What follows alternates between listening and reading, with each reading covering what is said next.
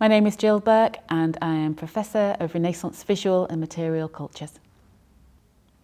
Welcome to my exp.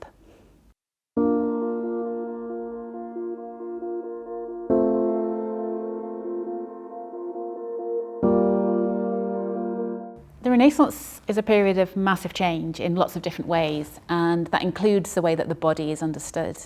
So major changes include the advent of printing, voyages of exploration to other places, and the revival of interest in classical literature and classical art, all things to do with ancient Greece and Rome, and that's why the Renaissance gets its name from rebirth of those ideas.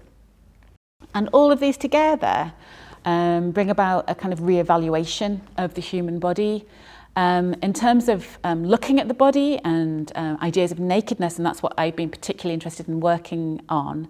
The idea from medieval texts that the naked body is inherently shameful and that God made the body naked because to make humans aware of their weakness and their frailty. That starts to change. People start to argue more that the reason why humans are naked is because of their potential.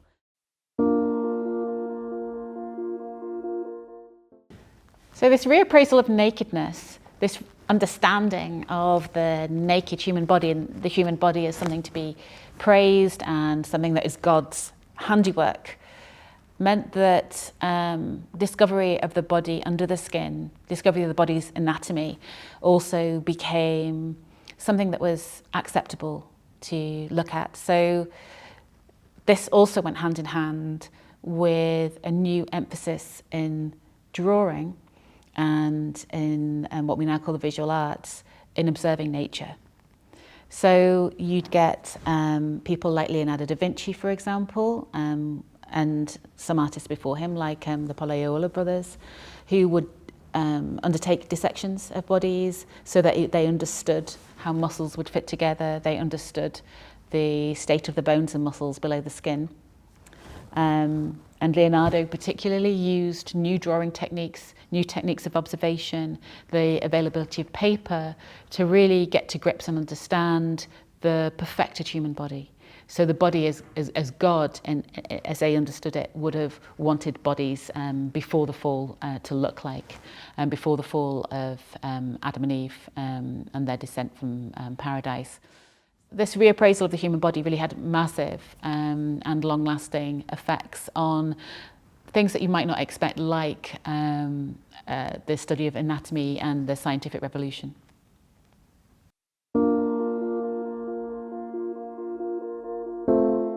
You can see this new interest and real popularity of understanding the human body in new institutional spaces, like the anatomy lecture theatres in Padua or Bologna, where they'd build anatomy theatres where you'd have the cadaver and the teacher, the lecturer, at the bottom, and the students would sit on steeply stepped seats so everyone could see what was going on, and they would test what they can see, the evidence of the body, the evidence of looking against the authority of classical texts like Galen particularly, and they would test his hypotheses using experiment, and that's a fundamentally new idea.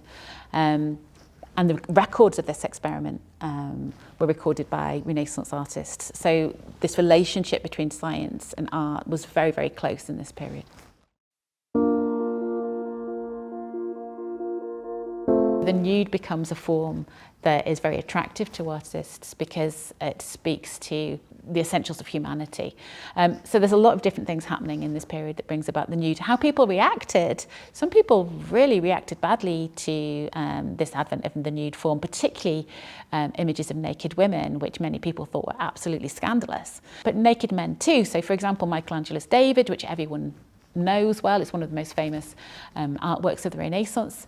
When it was first displayed, it had a covering for its genitalia because people thought and people understood this might be shocking to people going about their business in the Piazza della Signoria in Florence.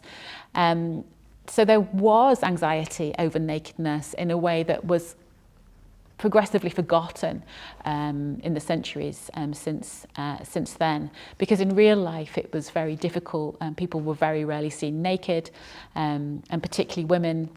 Even in marriage, they would keep their underclothes on. A proper chaste woman would certainly never allow herself to be seen naked, even by her husband.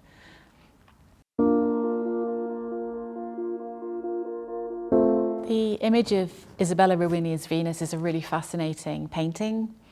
It's both because of Isabella Ruini being portrayed in a way that would not have been understood as socially acceptable, in that she is semi-naked, but also because it's a painting by Lavinia Fontana. So it's really one of the first paintings by a woman artist of the female nude. And this painting was made for Ruini's husband, and almost certainly would not have been on public display, would have been something that would have been just an intimate portrait for her and her husband, and perhaps a few others. So there's a lot going on in this related to what's illicit desire, that nudes are okay in some settings and not in others. The framing and the placement and the original display of these nudes was really important. So I think Isabella Ruini would have been totally shocked to know that it was so easy to get an image of her being semi-naked. You know, you can get it on the internet, or that these kind of images are now being shown in galleries. That would have been completely alien to her understanding of what this image was for.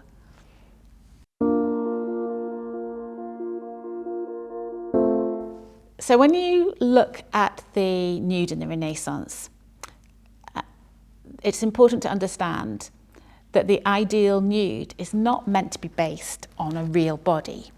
It's meant to be based on a composite idea of lots of beautiful bodies. So the advice that artists might be given was to take a beautiful arm from this figure, a beautiful leg from that figure, and so on.